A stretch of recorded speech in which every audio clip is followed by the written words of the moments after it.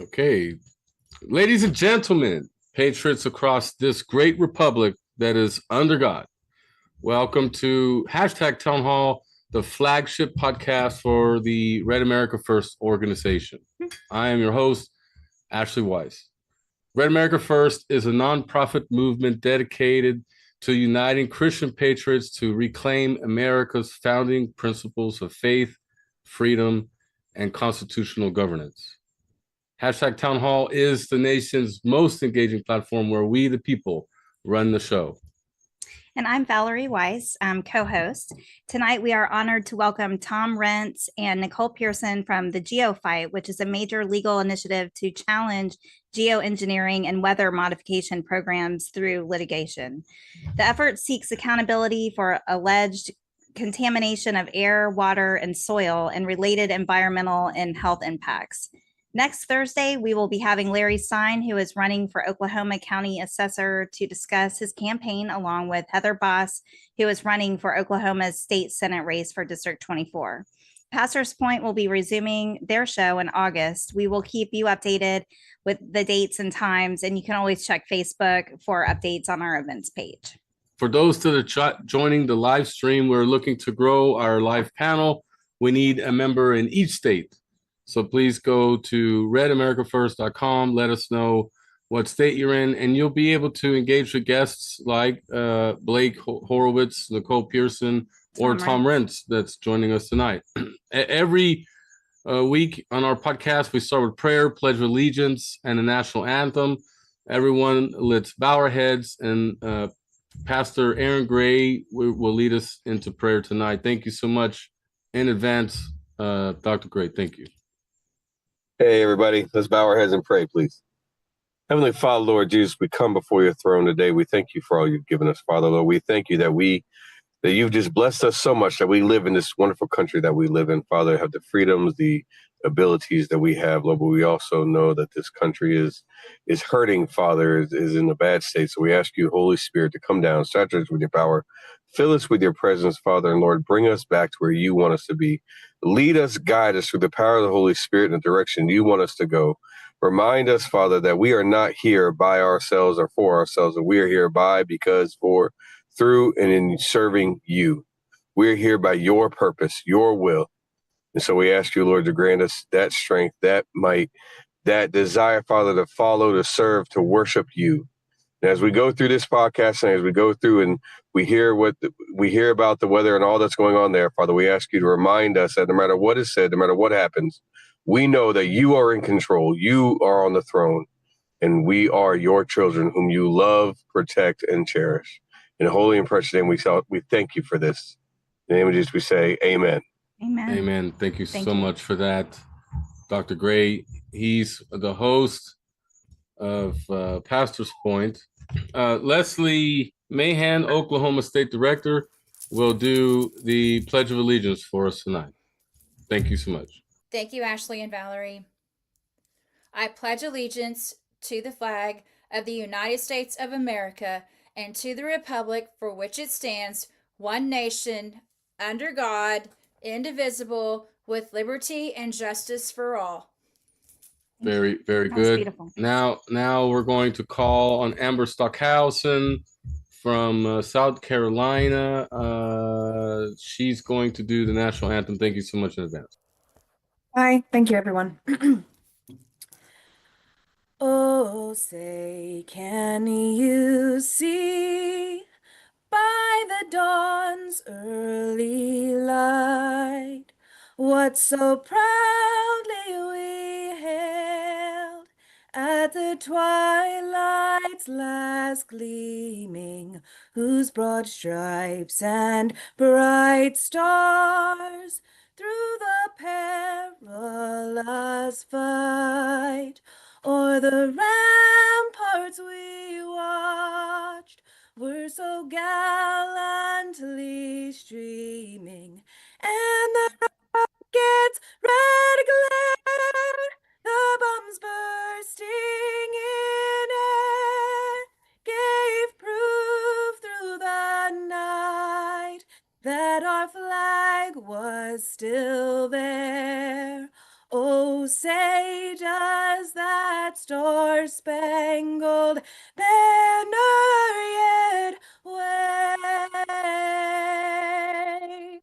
o'er the land of the free and the home of the brave?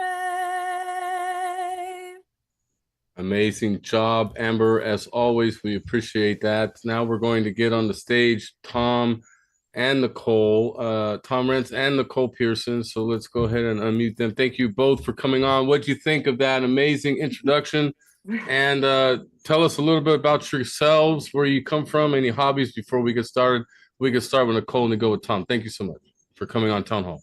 Thank you for having us. That was beautiful, and we appreciate it and echo the sentiments and the values of this group. So, my name's Nicole Pearson, as he just mentioned. I'm an attorney. Well, I'm a mom first and foremost, California mom, and an attorney. I had a small private practice and am now doing employment law. I did corporate defense for a very long time, quickly realized the corruption in that. Started my own firm representing employees, doing a lot of civil rights work and discrimination work, anti-discrimination work, I would say, and was shutting down my practice after I had my second baby, and then COVID happened and forced me to remain open and fling my doors wide open because of the onslaught, civil rights violations and constitutional rights violations. That's how I met Tom.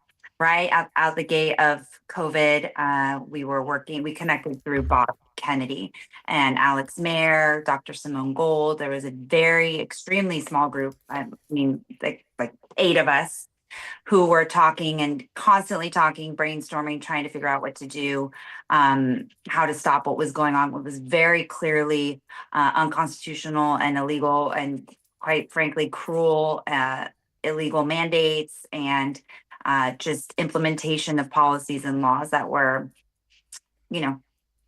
destroying businesses, communities, families, our health, and ultimately our freedom. So that's how we met. We've been crossing each other's paths for quite some time now. And it's only logical, I suppose, that if you're fighting government corruption and poisoning citizens, that we would ultimately end up here. I have been watching this guy for a very long time because my daughters have conditions that are exacerbated whenever the spraying is very heavy. As I just mentioned, they happen to be sick right now, which is something that we'll get into. They're not sick. They've been poisoned and are detoxing under a heavy detox right now, or need to be heavily detoxed because of that. And so I've been watching, but I've been truly treading water with the COVID fights. Many of our cases are up on appeal, first, second circuit, ninth circuit courts of appeal. And so, with the change in administration, things really opened up, because under the Biden administration, they had basically, it's very clear that they had told the judges and the U.S. attorney generals how to handle those cases. So now that we've switched, the administration switched over, the courts of justice have opened back up. But unfortunately, or fortunately, depending on the day, we have been, I'm full, 100% full-time litigator with now 3 small children, and now launching the Geo fight, because it's undeniable what's happening in the skies. It is undeniable that it's impacting human and environmental health. We see what's happening with the bees, with the fish. We see what's happening with our food, with our animals. If Blake were here, he would talk about, the spontaneous abortions or the miscarriages that some of his livestock are having. And so it's truly it's not an existential threat. It is a threat to humanity and to our children and to the future, also to our freedom, because they're using this, as we'll discuss in our lawsuit, as a means, like they did in COVID, create the problem, cause the crisis, and then create the solution. In this instance would be, carbon footprints and 15-minute cities and lockdowns, et cetera, et cetera. So it's a natural progression of our work. And I'm grateful to be here with you guys. I'm grateful to be linking arms with Tom officially in this fight. It's been an honor and a privilege, and we are doing really incredible, really impactful, truly groundbreaking work so far. And so I'm grateful to be share that with you. Wonderful. Awesome. Thank Tom, you. go ahead. Well, I want to start out and thank Nicole. Nicole is a mom. I'm a dad, and we both fight for our kids. And I know that, she's got a house full of sick kids tonight, and has been really, really pushed and still was able to make it, which I'm grateful for. So, Nicole, she's been a warrior from the beginning, just like all of us. And as she said, we met during the COVID fight. I'm an attorney. I'm from Ohio, and not really anybody all that special. I woke up one day, they shut down our country, and then I started fighting. And, I got a platform now, and a lot of people know my work and know what I do. But one of the things that's really critical that I want to stress is that I'm not anybody special. It was a lot of us that aren't all that special that came together and stepped up during COVID. And that's the reason that we were able to regain some of our freedoms. Not all of them, but some of them. We're still fighting to get some of them back. And as we fight to get some of them back, the people who have still not been prosecuted, which is all of them, that are getting away with this, have kind of regrouped, and they're attacking us in other areas. The geoengineering is repulsive. We all know it's happening. You really don't. This isn't hard. Look up, right? Look up. Oh, those are natural contrails. Sure they are. I'm over 40, so I can tell you that when I was a kid, those natural contrails didn't persist for days or hours on end. I could watch the planes fly over, and a contrail would be there, and then it would be gone. We know that they've made changes. We know things are different. We don't know what. We now see things like Tim Burchett came out yesterday, Congressman Burchett, and was talking about that we have a whistleblower pilot who's exposed that his private air company has been hired to dump ticks all over this country. Which, this is an appalling thing. You see Lyme disease and alpha-gal and all this sort of stuff. We know they're spraying things in the sky. What? How? The way that it's happening? Well, those are things that we aren't sure of yet. But what we know is something's happening, and you don't hide things unless you have something to hide. If this was something that was truly innocuous and wasn't going to cause any problems or be controversial, they'd be happy to tell us. They'd be thrilled. They'd be, hey, we've got this great political initiative. We're going to save the world. But that's not what they do. They cover it up. They lie. They obfuscate. They dodge. And they do that because they know what they're doing isn't right. They know that people don't want them to do it. And they know that the only way to do it is to do it without getting caught. So consequently, we have Bobby Kennedy and Lee Zeldin both acknowledging that we're doing spraying in the skies and dumping stuff in the skies and doing things in the skies. Yet we're still told that it's a conspiracy theory. We're still told it's not happening, even though, they've admitted it and we can see it. So, when COVID lockdowns ended, the death continues, right? We still have people murdered from these poisonous mRNA jabs. We're still creating new poisonous mRNA jabs. We see the explosion of the turbo cancer and all the things going on. We see them introducing mRNA jabs into our food supply. We see them injecting fish and pigs and all sorts of animals that we then eat. We see them poisoning our food supply with glyphosate. We see all these things. There is a war on Maha, and there is a war on our health, and there is a war on humanity. And at the end of the day, we're fighting back. That's what the geofight is. We're going to take what we do as lawyers. We're going to dig in. We're going to find evidence that we can actually use, real, actual evidence, not the conspiracy theory stuff. Conspiracy theories frequently turn out to be true, but we have to find a way to take them from theory to fact to court. So what we're doing is we start out, we look at the conspiracy theories, we find out what's fact, what's fiction, we turn the observations and the different things people have seen into evidence. We try and separate to the best of our abilities fact from fiction, and then we take it and we're going to act on it. So that's our story, that's what we are, and that's where we're going. Awesome. Well, farmers, ranchers, and everyday property owners across America are reporting damaged soil, strange water tests, and declining crop yields. How is your litigation protecting the rights of hardworking Americans who feel like their land and health are being sacrificed for a radical green agenda? Well, who do you want to grab this one? You can, Tom, if you'd like. Yeah. Okay. Well, to start out with, and We filed our first case, and you have to understand, we are being stonewalled on this on a profound level. This is not something that the government wants out. It's not something the private industry wants out. All the people involved, this is a very, very covered up thing, right? Now we're seeing a few people out there. I mean, we know about Rainmaker and we know about Stardust. We know about a few of these different companies out there that are talking about spraying stuff. But the people that are already doing it and that have been doing it, well, that's been kept under wraps. So what we're doing is, you have to understand, the litigation on this isn't something where we just file a suit and it all goes away. This is kind of like we're trying to create a change that the government doesn't want to change. So it has to come one piece at a time. The first case that we filed was a very, very important case, but it doesn't sound all that sexy. It doesn't. It's a whistleblower case, and it's from a guy who observed the government destroying historical climate data. Now, bear with me. I know this isn't what you asked, but you got to bear with me so I That's can okay. answer this. Yeah. Why do we care about historic climate data? Well, the historic climate data shows that this whole global warming farce and all this other nonsense is nonsense, right? Yeah. It shows that they've overstated, they've lied, they've manipulated, they've done fake science just like they did with COVID. Mhm. And so they have to eliminate or change or alter the past data so that they can justify current actions. That's what we think is happening, and that's what we hope to prove over time. So we know, and we allege in the case that manipulated records were unavailable to double check the paper that actually formed the basis for the Paris Climate Accords. Think about that. That's a profound statement.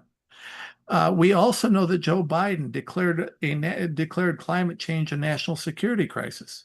Well, if you don't have fake data, or if you don't change the data to fit the narrative, you can't have that declaration, can you? So we're starting out at, where we can. And what this is going to be is not one lawsuit, but a series of lawsuits, a series of legal actions. And along with the legal action, we want to inspire people to get involved and to get active in this. We want to bring people in because we also need political action. Our litigation becomes infinitely easier if we get whistleblowers, if we get the government to make rules to push to actually respond to FOIAs, to actually do the right thing. If we can get the legislation changed, every state that passes legislation, it's a big deal because it just gives us another tool in the toolbox. So what we're doing to help them is we're starting at the beginning. We're building a foundation, and from that foundation, we hope to build a true monument from which we can fight back, a base from which we can fight back and bring this down from top to bottom. So we're working on, we've got the first case is there. Blake and Nicole got that filed, and they have done a wonderful job. They're doing an incredible job. And we're working now on the second case, which we can't give the details on, but that we're very excited about, and we think will be a little bit more at the heart of the issue. Okay. Perfect. Nicole, the Biden administration and federal agencies have poured billions into climate intervention and geoengineering research. From a constitutional perspective, where do you see the greatest overreach happening here, and how is the geofight pursuing back against the unelected power? Thank you. Well, I would argue or move to suggest that this has been going on much longer than the Biden administration. We look back all the way to the Obama administration is really when they launched this initiative, and they made several declarations about making the climate crisis and global warming and climate change priorities, matters of national security, and put them at the forefront of policy and decision making. So this has been something that's been going on for decades. And with that in mind, we realize, and I would like to make the analogy to COVID, we realize that this is a multi-pronged, multi-front assault on, like, as we mentioned, environmental and human freedom and human health, and ultimately our freedom. And so we have to approach our counterattack in the same way. So as Tom was just explaining, there are a couple of questions layered into that one question, but we have to approach it the same way that they are. What they are doing, and I rely on COVID not because it's the biggest example. There are many examples, but it's the most recent one, and it's getting exposed today as we speak. We saw a whistleblower, Senator, or was it Rand's? I think it was Rand's hearing last week where we had the COVID cover-up whistleblower testifying about how they had known in January and in May and repeatedly throughout the pandemic that it was a lab leak, that it was intentionally released, et cetera, et cetera. They knew that it wasn't natural, and they knew that this was a plan to lock us down and strip us of our freedoms. So I'm going to rely on COVID to explain to you that what we did in COVID is what we are going to do this time around, and we're going to do it successfully and hopefully even quicker because of this recent experience. And that entails multiple, again, multi-fronts and also many different types of lawsuits. So Tom just explained the whistleblower lawsuit. To me, that was one of the biggest just blessings from God to have a whistleblower dropped in our lap that is basically saying what Tom just explained, that the data that they're relying on to justify these billions, hundreds and tens of billions of dollars worth of research and experimentation has been based on faulty data or data that just simply doesn't exist. If you remove the historical data, then you have zero basis to have requested and received authorization for any of the previous activities, and you certainly don't have a basis for requesting authorization for any upcoming activities. So that's the biggest lawsuit so far that we've seen.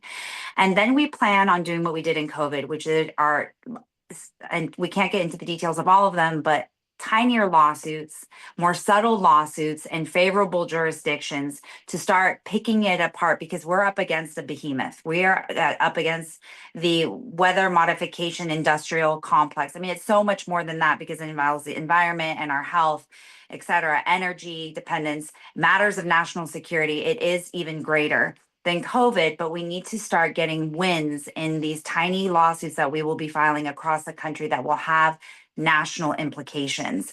And so, we're at this point, and we had this discussion just on Monday about suing the World Health Organization or the UN, or going after these bigger multinational corporations that are working collaboratively. China, Iran, United States, they are working together. We've seen the documentation, how we attack them, how we stop them from doing that. And just like we saw in COVID, we had Reiner Fulmick, who was taking the international route. And then there were those of us, such as myself, I sued cities, counties, LA Unified School District, which was actually the second biggest school district in the country. So it wasn't some small feat, but people think, oh, it's just that school district. Well, it had implications for all children. And those rulings that we got were also applied in the employment setting. And then they were applied in the federal setting. Tom did lots of work behind the scenes, congressional hearings with Senator Johnson. There's a lot. We have to be working on all fronts, including grassroots advocacy and pushback with individuals such as yourselves at your county boards of supervisors. We're organizing a boot camp to show you guys how to start filing claims in your city, county, water districts, air quality control districts. Those will start throwing sand in the gears to slow things down so we can get further in our lawsuits, exposing information and data, getting depositions and documents, and help the whole thing unravel. So there's not one answer. It's all these layers. Everyone needs to get involved. But because of COVID, it was such a blessing. We know where to go. We know who to go with, which is this community and those who are able to join us today. All of us working collaboratively, doing what we did similar to that in COVID, quicker and faster, and with stronger armies, we will get there much faster. Nice, nice.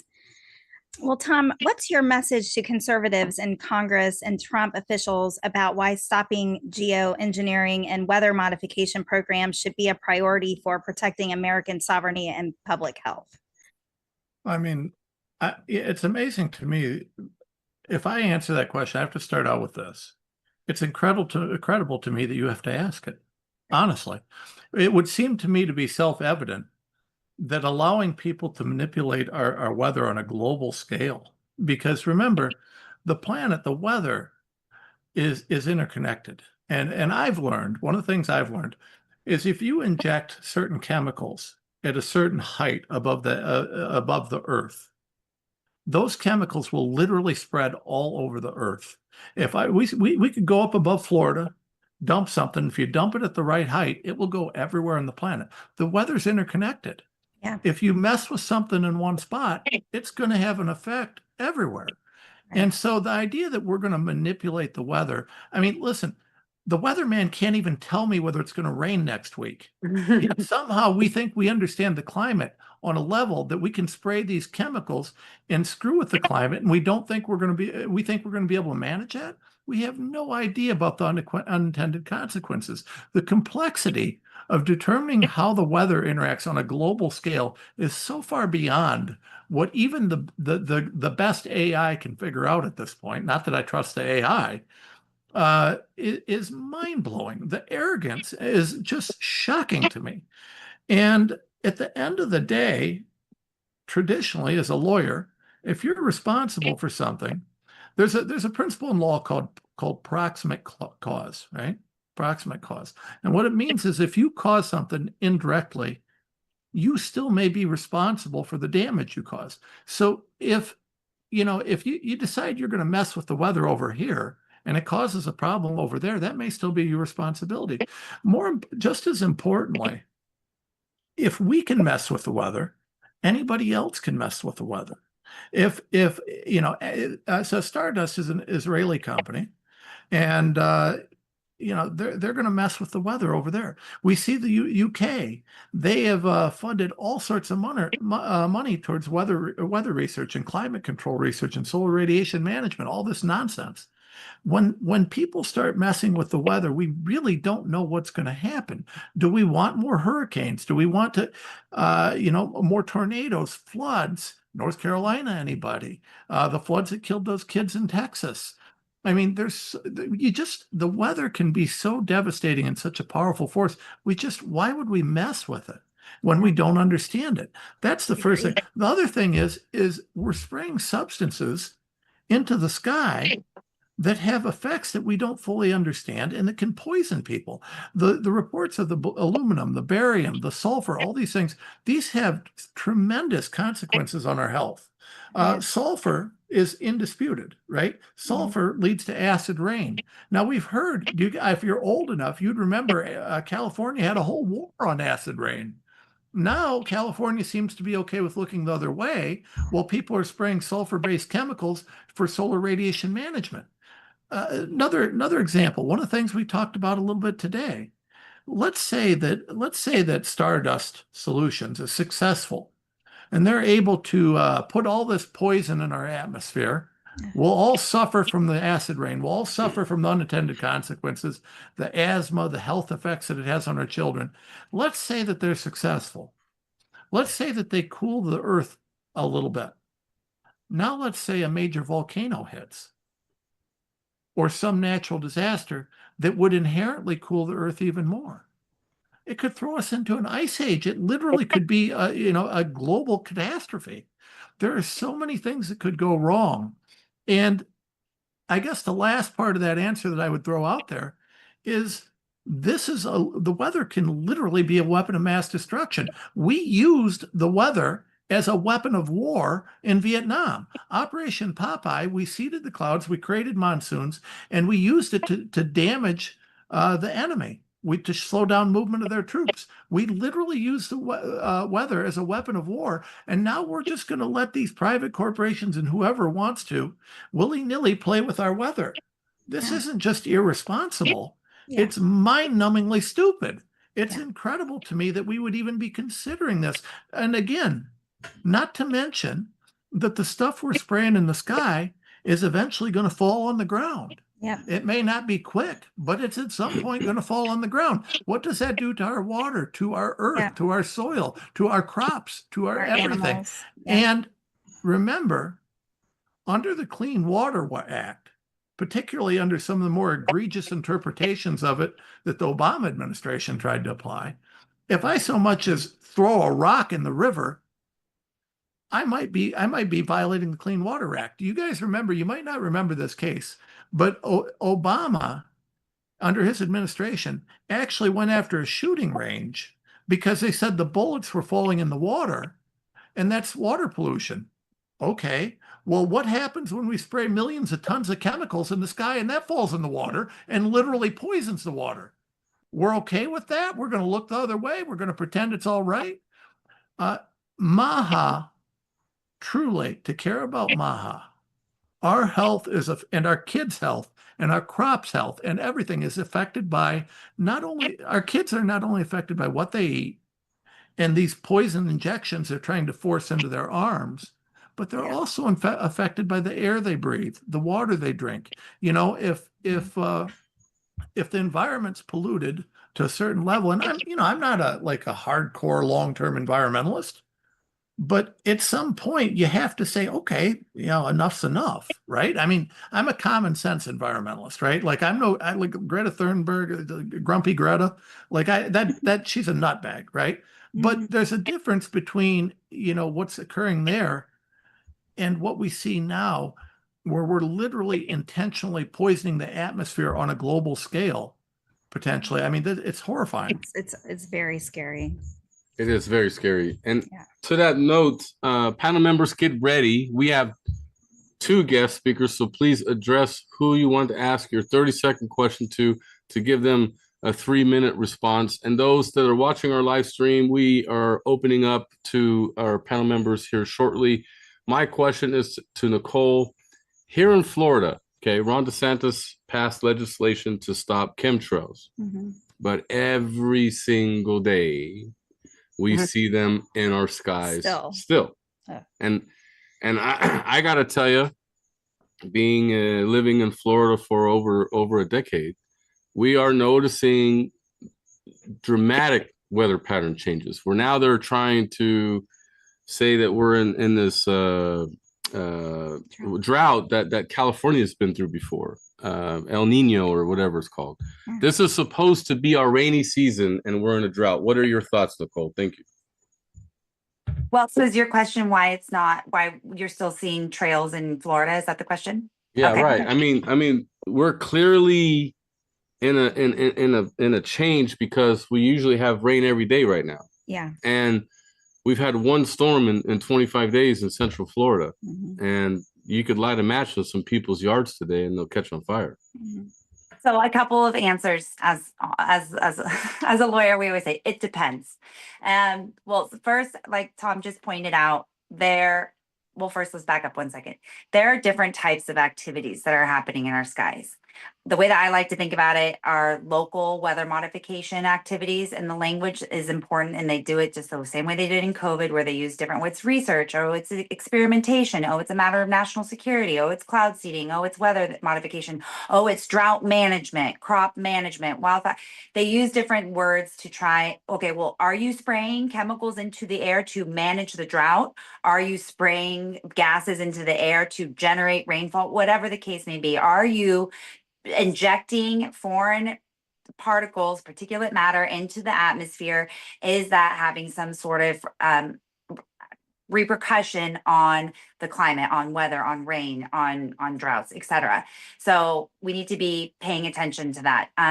So there are local weather modification programs, and typically those are, what we see, and it's interesting because on this program we see red states. A lot of the red states are actually in favor of weather modification programs. They want to hire private companies to spray silver iodide, for example, into the air to generate rainfall, or into a passing system to generate more rainfall, for example, for their crops or their livestock.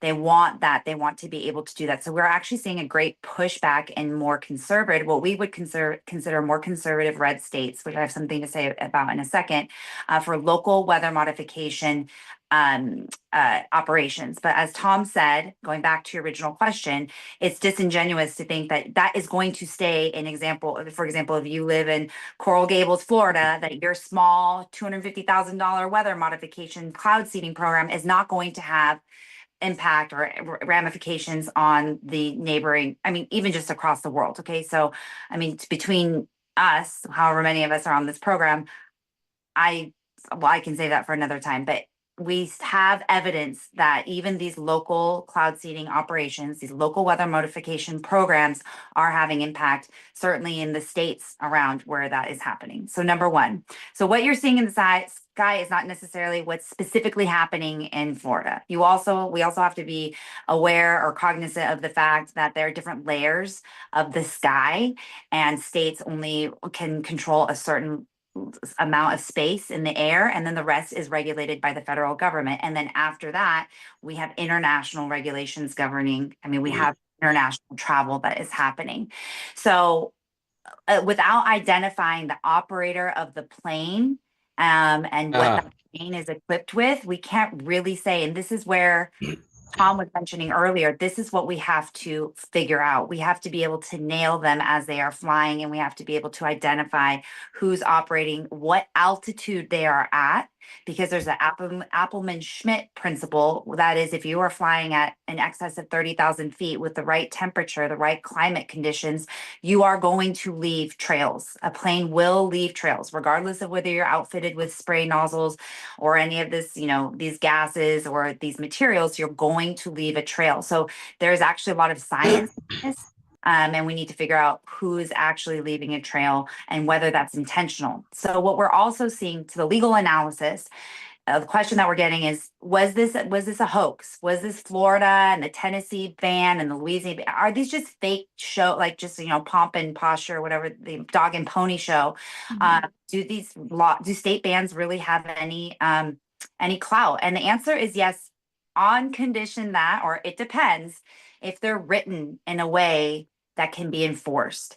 What we're seeing is the way a lot of these, for example, Louisiana doesn't have an enforcement mechanism. I would respectfully argue that the process was important because it got, experts together and it exposed the issue and it helped us link arms and push back on the issue.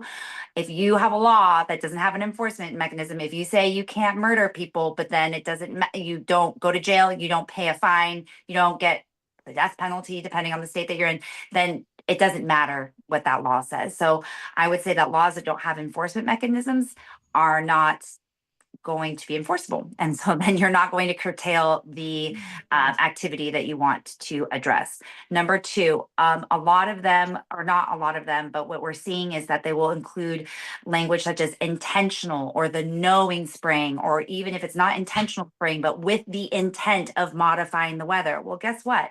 Some of these operators aren't intending to modify the weather. They are intending to transport individuals, people, or commodities, but they're not intending to modify the weather.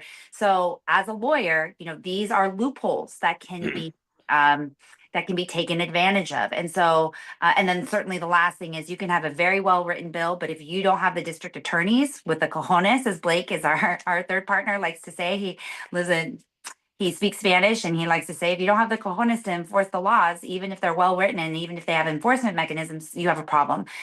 The good news is that we are working with Florida. We are working with your government. We are working with individuals who have to remain nameless. We are getting to the bottom of this to see if it is a language messaging issue, because we do understand at this point in time, there are over 7,000 or 8,000 reports of violations that have been made. So we're trying to figure out what's really going on. We certainly do not want to alienate or put on blast, as the young kids say. We don't want to put the officials in office right now in Florida. We don't want to make them look bad or discredit them, because we are grateful for their work. So we are working on that. We want to get to the bottom of this to figure out, again, is it the language? Is it the enforcement mechanism? Is it, we're seeing that, but then when we go identify the flight information, it's actually took off in New York, or it took off in the Bahamas. And so that doesn't really apply to our airspace, even though they flew over Florida. There are a lot of things that we need to look into, but we are trying to get to the bottom of it right now. Thank you for Wonderful. clarifying that, Nicole. It's devastating, and it looks like they're not really enforcing it, but it's hard to get the tail number when it's way up there, right? So even with my zoom in camera, I got really close, but I couldn't get the tail number. Tom, do you want? Wait, Can for I our mention? apps. So can I just, we are doing trainings at the geofight.com. If you join us, if you go to thegeofight.com on the first landing page, it gives you a couple of options of how to get involved. Number one, I would join our community. It's completely free. We send you updates, legal resources, analyses. If anything new comes down the pike, like a new law or some sort of development in the administration. Right now we're focusing on international operations. There's kind of here, you'll get those updates to your inbox. You can also submit a claim, you can submit evidence to us, and you can join one of our Zooms where we teach you how to collect evidence that we can then turn into, like Tom said earlier, admissible evidence to build a case. Taking a photo on your iPhone without those details from Flight Radar 24 is an app and a website, or the Global ADBS Exchange, which is a website. We can send you these links. You can on your area, you see a trail, you take a photo, you open up the app, and you can look, you zoom in on where you are on the map, and you find the plane that is flying in the direction that you see above head. You click on the little icon and it pulls up all the flight information. You screenshot that and you can send it to us. Oh, wow. Sign Okay. up for one of our trainings. That would be extremely helpful for everyone. Yeah, that's wonderful. Thank you for that. Very, very appreciative answer there, Nicole. We are going to open it up. Those that are watching a live stream, we're going to have some members come up. Sharon, Pennsylvania is going to be first. Then we got Frank in Kansas, then Leslie in Oklahoma, and then Susan, Hawaii. Go ahead, Sharon. Yeah, hi, Nicole and Tom. Thanks for coming on. My question could go to either one of you. Actually, the past 2 days have been insane. I'm here in Delaware County, Pennsylvania. Yesterday, it was 95 degrees. Today, it's 65 within a day. And today, the whole day, everyone's been coughing, wheezing, all kinds of, really bad the whole day. The kids, the dogs, everybody. So I'm just wondering what either of you think about this. Well, it's horrible. That's first and foremost. It's, in my opinion, it's very obvious when you see the trails. I mean, like Tom said, it falls on your head. So we will be working on that on the next law. Someone asked about constitutional laws, and I mentioned UN treaties and there are international laws, but rest assured that it is well settled in this country that you have the right not to be poisoned by anybody. I don't care if it's your neighbor who's dumping chemicals into your water. I don't care if it's the local smelting factory that's throwing fumes into the air that's falling onto your property, on your cars, into your lungs, on your pets and your children. I don't care if it's the federal government or whether it's Delta Airlines. If they are doing something that is resulting in damage or harm to you, your property, your bodies, your children, there are very well trespass, nuisance, converse indemnation. These are just very, like from the 1700s, very well settled legal theories and legal pathways to holding these individuals who are responsible for that type of harm responsible. So we are pursuing those types of lawsuit. That's part of what the evidence collection, the data collection is, so that we can identify the strongest cases with the strongest causation, like Tom described earlier, in those jurisdictions that have the most favorable laws and judges. So it's a very strategic calculation that we make. We need the best plaintiff with the best harms, the best connection, the best evidence connecting that plane with that trail to these damages. And then we obviously want to present them. We don't want to do it here in LA, Los Angeles. We don't want to do it in New York. We want to do it in those courthouses where we think we can actually get an honest judge, a courageous judge to issue the correct rulings based on the law. And remember, if I can interject on this, Of course. what Sharon was talking about was common sense, right? Now, common sense need not apply in the world of the law sometimes, right? We all know what's happening. We can see what's happening. We can breathe it in. We see people having, lots more issues, breathing issues, those sorts of things. The key here is taking what we all know and can see and translating it into an actionable thing in the courtroom. So when I talk to you guys, I'm talking both as an attorney and also as just a citizen, someone who's living with it, right? The common sense in me says, look up, right? Listen, politicians say they're doing it. Obviously, it's happening. But as an attorney, it's much more complicated and much more difficult. And they've done a wonderful job of painting everybody that thinks this is happening as a conspiracy theorist.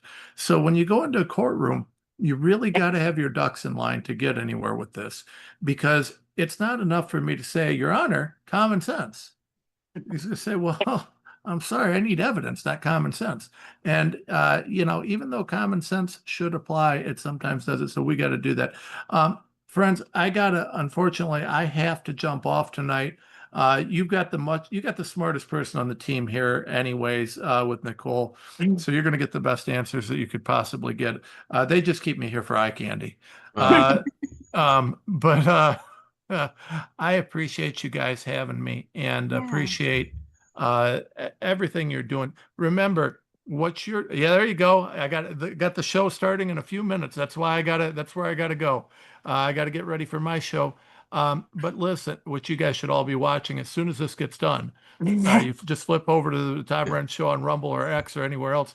But listen, I can't stress how important it is for you guys. The people here are activists. You guys are the people who are leading. You got state leaders. You got people who are willing to give their time, to give their heart, to give their soul.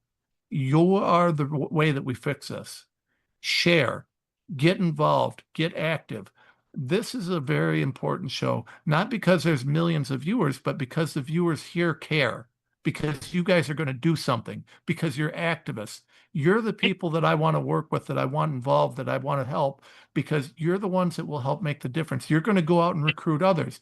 You're going to help others to see what we know. As we find evidence, the media is going to cover it up. The censorship regime is going to cover it up. You have the ability to help us get around that. That's how we got it out during COVID. One of the most heavily censored things ever. And we need you to do it again. So please support us at thegeofight.com. Thank you guys for having me. I hope to be back very soon. Tom, thanks for coming tonight, and good luck to your show. Invite Valerie and I to come on as a guest in the future. We'd love to chat with you. Sure. And we can absolutely talk about that. Make sure you reach out to Andrea. I don't have time to get I don't want it in a live show. No, you're fine. You're fine. Yeah, right. But thank you guys. No, thank you, sir. Thank you. Thank you for Have coming a good on. night. And thank you, Nicole, for covering for my lazy bum butt. Have a good night, Tom. Thank so Good luck to you there. We're going to go to Kansas now. Frank, our Kansas director, go ahead with your question. Yeah, I'm sorry I don't have my background up. It's on my phone. Hey, Nicole, I had Tom's email right here, and so that's why I held it up there. Just so you have an idea, I've been with this group for quite a while, and since 2021, I've been connected and working with Dr. David Martin. Yes. David brought the Fauci dossier to our Congress, Senate, various people in April of 2020, late March, early April. It outlined everything that was the racketeering of COVID, but everything before and up to that point. He literally brought that document to Senator Ron Johnson in late 2021, sat down with 12 individuals and went through it step by step by step. He got more backlash during that than ever expected. Okay. What is it? What if we have representatives that are withholding evidence? Rand Paul holds the letter written by Fauci in 2014 to enable the University of North Carolina to continue with their gain of function because it was funded. Right. That letter was given to him, was given to Senator Johnson. They're complicit in withholding evidence. Yes. What are Yes. you going to do? What can we do about that? So, like I mentioned, as I mentioned earlier, it has to do with law enforcement. So we can only do so much, which is giving, and that's what these lawsuits are so important, is because we will be getting subpoenaed records and records under oath, deposition testimony under oath. I am not a criminal prosecutor. I cannot prosecute. I'm not with the Department of Justice. And so, you know, my job, but my role is educating citizens on what their rights are, educating them on the tools that they have at their disposal to hold their local representatives accountable. Because if we're waiting for the federal administration to enforce, you know, to try and enforce the law even against their friends or people that they fraternize with, it's never going to happen. The most impact that you have. So let me just back up for 1 second. Number one, I hear what you're saying. That's what I was referring to with the congressional testimony of the whistleblower. They have known about this for years. There has been an intentional cover up. Number two, the changeover in administration is why we are finally seeing this come to light.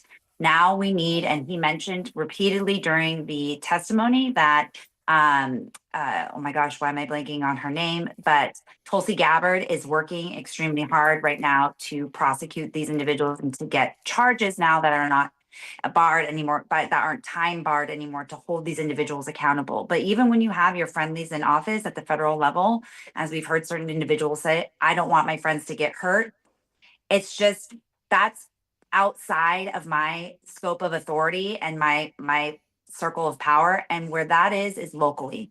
And if you start getting engaged, as you guys are locally, where you can see your city council members and your county boards of supervisors, you know where they live, you see them on their soccer fields, that's where you have the most impact. And so you should be having meetings with those individuals, you should be holding them accountable, going to town halls when they don't do what they say they're going to do, and then launching, you know, campaigns to either support them or remove them from office, and holding that local sphere of authority. That's where we have the most impact.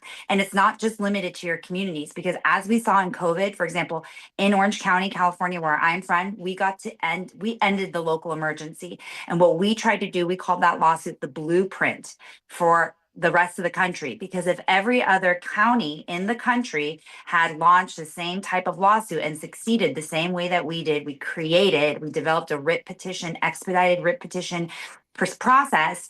There are 54 counties in the state of California. If every county had done that, it would have ended the state's emergency by default. Because if you have a majority, if you have 20 whatever counties ending their local county emergencies, and the state's emergency ends by default. Imagine if all of us had done that across the county, or excuse me, across the country, would have ended the nationwide emergency by ending each of the states' emergencies. So I want people, it's so easy to get upset with individuals and systems that are just even beyond my or Tom's control. Even as lawyers who have sued the federal government, I'm in court right now suing 4 different agencies. You know, obviously there were officials from the Biden administration and now it's changed over, but I am fighting those fights, we'll win those fights, but we already won in our cities and our counties years ago. And if we had all been doing that, that's how we control the federal government. There are a lot of ways laws need to change. There needs to be, you know, caps on tenure, all of these things, age limits, but so many things need to change. But focusing locally is how we exert the most power and influence, especially if we share this information across the country. Thank you for that. It's frustrating, but I don't think that's the solution. And let me just tell you, this is coming from the woman that wanted to be the president of the United Nations. I've been in anti-human. Wow. That was my dream. I interned at the United Nations, and my mentor grabbed me and told me, you need to get out of here because I know what your heart is and what you want to achieve, and you will never accomplish it here. And then that's why I went to private practice and I'm a lawyer now, because that is just bureaucracy. That is smoke and mirrors. That is all the things that we know are happening, corruption and fraud and all of the things. So what's it called when you blackmail somebody? You know, there's a lot of things that are happening. So focusing in my community and what I can control here is what's had the most profound impact nationally. Very good. Thank you so much, Frank, for that question. Well, Valerie, go ahead. Well, I was just going to ask you if you could maybe put those apps in the chat for people so that they can look it up or get them on their phones, and definitely to sign up with your organization at the Geofight. Maybe I email you afterwards because Yeah. Sure. So Leslie, Oklahoma, go ahead with your question. She's our state director in Oklahoma. Thank you so much. Nicole, thanks so much for coming on tonight. This is breaking out of my state as of today. State officials have moved to halt a weatherization program in parts of central Oklahoma after an investigation found significant mismanagement and at least $663,000 in question or unallowable costs. Have you heard anything about this? No, I'm writing writing notes as you guys are talking. That's amazing. And do you see what I'm saying? I mean, start exposing the fraud and the corruption. Let's be clear. Just as much as COVID was a depopulation agenda, a centralization of power, greatest wealth transfer, all of those things. What we also saw was money laundering and embezzlement. So it was, fake programs, fake vaccination clinics, fake research facilities, etc., under the guise of declarations of emergency, where procedures were suspended, allegedly, but they weren't, and policies and procedures were expedited, so expedited bidding and closed doored meetings, etc. That's what we're seeing here, right? As they're gearing up with this climate crisis, based on faulty or incomplete historical weather data. They're going to declare, if things get worse, which they probably were, and will, a national weather emergency. And then again, once that declaration of emergency is in place, like we saw in COVID, it's going to allow them to authorize things, bypass policies and procedures, truncate, for example, bidding processes, and allow them to line their pockets while people's businesses are being closed, while they're sick, and all of the things that we saw in COVID. So I made a note of it. I would love to. I will research that. I'll reach out to you to find out more about that. But that's what this is like the little puppets, the little cockroaches, the henchmen, that they make a couple $100,000 or whatever. Obviously the big boys are making billions and trillions of dollars, but that's where we start to see the cracks.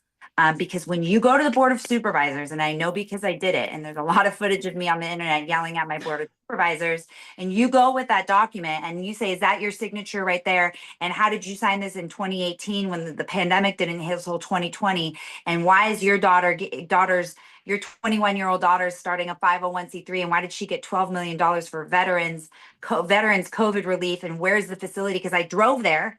Because I see the address right there, and it's 25 minutes from my house, and there's no building there. That's how you hold officials accountable. And the cockroaches, when you turn a light, that's when they scatter. And so these big boys, they rely on the minions. And when you are doing what you have the authority and the ability to do in your local communities, you start fracturing that foundation. That's what stopped COVID. They couldn't do it anymore because too many of us were waking up, and too many of us were throwing sand in the gears. So that's what we need to do now, while Tom and I and senators like Senator Johnson and Rand Paul, while all of these individuals are doing their investigations and doing the high level work, and Reineck, right, all the way in the international sphere, we're slowing it down. We're exposing, we're activating, educating more people, and pushing back. And then that's how we won COVID. They made a huge miscalculation. They were extreme. Too much overreach, too much hubris, greed. They thought they could do it. But in that extreme assault, it was an extreme reaction. And all of us rising back up together, pushing back on them. That's how we won. It wasn't one lawsuit. It wasn't one law firm. It wasn't me. It wasn't Tom. It was all of us, from the community activists all the way up to the international law attorneys, and scientists and experts who were all pushing back, exposing and pushing back together. Honestly, but it has to be all of it, all the time. And what Tom does in the PR, marketing, or media realm, you win in the court of public opinion before you win in the court of law. So when you start shedding a light on Pfizer or Bayer, Monsanto, or you start showing Delta Airlines what to their fuel, wait, they this, and their stock starts to tank, and you start dumping stock and you stop buying at Home Depot or whatever, that's another way where you can have local impact that can be felt across the country. So thanks for sharing. That had nothing to do with your question or your comment, but we will look into that, and that's great. Thank you, Nicole. There's only 4 more questions left. We're going to start with Hawaii. Susie, go ahead. Thank you.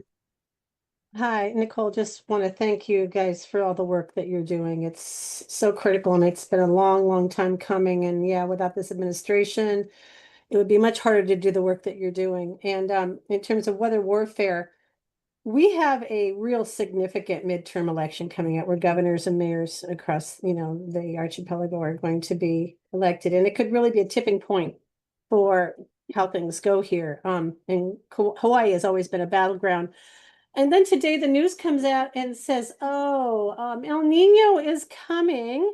And we already have 20, and they really says, it's so in your face now, it's almost ridiculous. We already have 22 or 23 names for the storms that are coming. Right. I mean, you want to talk about predictive programming. They'll do anything to keep us from the polls. Yes. So this is, it's just heinous, to have them taunt you, in the mainstream media, right to your face. Oh, we already have the names for them. We're going to pound you guys this year. I mean, that's basically what they're saying. I know it's pretty egregious, hopefully just pointing it out. And then what I like to recommend, I'm a very obviously confrontational person, but I like to ask questions. Like, isn't that weird? Don't you think that's interesting? Did you hear about this? Because I know it's hard. It's like Tom mentioned, everybody's that is pointing out this issue is are seeking to do something about it are called conspiracy theorists. But when you start asking questions, it's really hard to refute what people see with their eyes or smell with their nose or taste with their mouth, feel in their bodies. And like you're saying, isn't that weird that they have 20 names for all the storms that are coming? My weather, before the weatherman can't even get the weather right 3 days out. And here we have them predicting the next 21 storms. Don't you think that's odd? So I think you're paying attention. You're saying the right things and asking questions can help galvanize people. Thank you for that, Sue. Rosemarie in Florida, if you can unmute, you're up next. Thank you so much. Editor-in-chief of our magazine. Thank you. First of all, Nicole, thank you so much for all of the information you are imparting to us tonight. And I think I can help you very much as well, because I am going to ask you if you would kindly write something for magazine. It goes out to, lots of people across the United States. And what I ask everyone to do is to network and share with their family and friends as well. So I think we can get this information out, and with regard to what you are doing and where you would like us to focus. So that would be very important for you as well as us.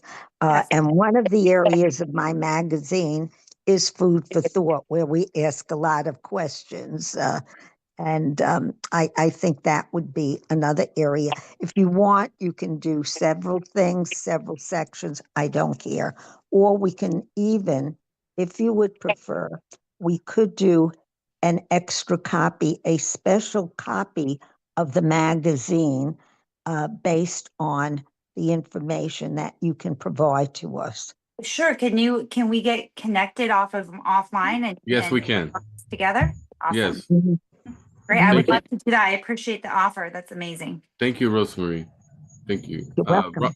Ron Nevada, go ahead with your question, and thank you in advance. Thank you for being here and educating us. Very much appreciate it. I wanted to ask, who do you think is responsible for this weather warfare we're seeing? I'm sure it's more than one entity. And what is the end goal of all this? What do you think? Me personally, as an individual, Yeah. me, myself, Nicole Pearson, I believe that this is COVID 2.0. I think it's a depopulation agenda for those individuals Yep. who survive. I mean, you have to look the same as with COVID, who has access to resources, right? To building a well, to community farms, to building a greenhouse. So their food isn't sprayed on, so they can eat eat food that's not contaminated with chemicals or pesticides. Who has access to a sauna, detox protocols, tinctures, just even the knowledge, the time to dedicate to find natural ways to detox, because we're not sick, right? We are being poisoned. If you are being poisoned, you don't go to the doctor and ask for an antibiotic. You call poison control and you say, how do I get this out of my system? You throw up the medicine, whatever, the case may be. So, it has to do with education. It has to do with, your socioeconomic status. And so depopulation agenda, for those individuals who survive, but who still don't understand that they're being poisoned, they're not sick. Then we have, lifelong medical patients, because now you think you have asthma, you think you have bronchial, problems, you have parasites, you have a heart condition allegedly all of a sudden, and so you're repeatedly going to the doctor. So, okay, we couldn't kill you, but now you're a lifelong medical patient, you're getting the antibiotics or the meds, those don't work, we need to get you meds for the side effects of those meds. And of course we have to get you into some, experimental new treatment, because this is a novel, condition that you have. So we have that. So to me, it's always, and then control, right? So it's money, and control. Okay, well, we have we have this climate crisis. Look at all these things that are happening. There's a drought. We need to restrict your water usage. We're having rolling brownouts, so we need to restrict your electrical usage. Your carbon emissions, as we don't want you contributing anymore to the pollution. But we will spray more chemicals into the atmosphere, because that will help, but not that makes it worse. But this is going to help. So now we're going to confine you to 15 Yeah. cities so that you can ride your bikes and walk. And, ultimately money and control, that's the ultimate power. So that's what I think. That's what I think it is. They had similar goals in COVID. And then obviously in order to and I speak Spanish, vigilar, in order to monitor your carbon emissions and your water consumption, your electrical consumption, then we need to have, smart meters on your phone, also to burn your homes down. Yep. Get out of line. We need that land grab, because you're not going to give up your land rights. And then, you might as well just tie a QR code to it, because we need to know how far you're traveling. And if you get on a train that goes outside your 15-minute city, then we're going to need to shut your QR code down. So, and if you use that QR code to buy too much red meat, then we're going to need to shut that down as well. And your social credit score is going to go down, and then you're not going to be able to travel, and you can't post on the internet anymore if your social credit score is too low. So to me, Yeah, that's China right there. social credit system, that's really what, in COVID, I was a COVIDian. My family moved in with me and was required, if they were allowed to leave the house, to remove their clothing and shower, rinse. I washed my groceries, because like I mentioned, my children one of my daughters had a hole in her heart. My other one is severely immunocompromised, or we've figured this out a little bit more now, but I was very scared of COVID and I wanted to get the vaccines. And when I found that the vaccines were here, and I was calling every day to find out when we could get vaccinated, and Orange County, California, they told us they couldn't get vaccinated. No one could get vaccinated until they launched the platform with the QR codes, so that the individuals who got the COVID vaccine, we could track. And I said, what? I thought everyone was dying in the streets. Like, aren't we just going to go to Angel Stadium and go put our arm and forget paper? Isn't everybody dying? And now you have these life-saving vaccines. Aren't you just going to just come to my house and give it to me free? I didn't even know you were going to sign a piece of paper. That's when I realized that had nothing to do with health and safety, and had everything to do with ushering us into a digital platform where they could consolidate all of our information and track us. That's what happened to me in COVID. That is what woke me up. And as soon as I started digging and I realized that the contract for the platform for that company had been signed in 2018, and the money had been funneled to lay out this whole system, this digital system, this centralized digital database run by our county government, that would have linked up to the state, that would have linked up to the federal government. That's when I knew that it was all a sham. And so that, and Judy Mikovits, she woke me up. But that's what I think is happening to COVID. It didn't work, so now they're going to do it with climate change. Thank you for that question, Ron. And That's my Nicole. opinion. I cannot impute that opinion on anyone on the GeoFi. I feel like we're probably very like-minded, but I that's my personal opinion. Sure. Perfect. Well, we appreciate you and Tom coming on tonight. Yes. And we just, what was your experience like on Town Hall tonight? And we'd like you to come back maybe in 8 months. Hopefully it's sooner, because hopefully we have great updates for you guys. I just want everyone to know, I said it, I actually started an organization, Facts, Law, Truth, Justice. That's my main platform. That the law is on your side and you have every right not to be poisoned. And there are well-established, again, international and national, federal, and then state laws that prohibit the experimentation on human subjects without their knowing voluntary consent. I mentioned those little, I give you those little crumbs to give you a little bit of a peek behind the curtain on what the lawsuits will be about.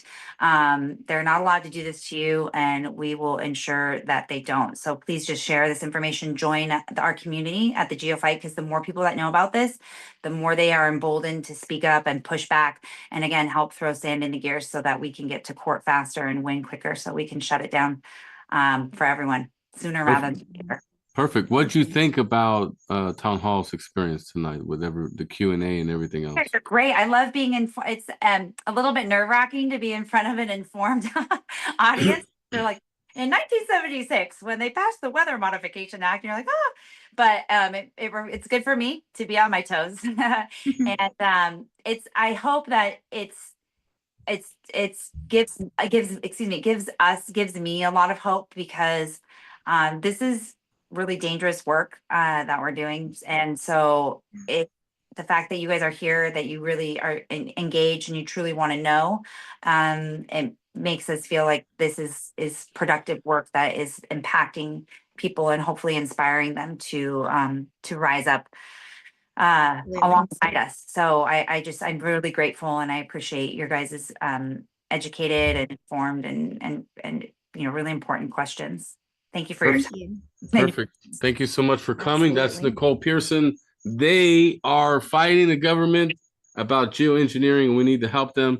So make sure you guys are going to the GeoFight and helping them out. And we're going to have Nicole and team come back in the future. Thank you so much, Nicole, for coming on. Thank you so much. Keep praying for us. That's yes. We need prayer. That's number one. Number one. And then share, join, like, all the other things.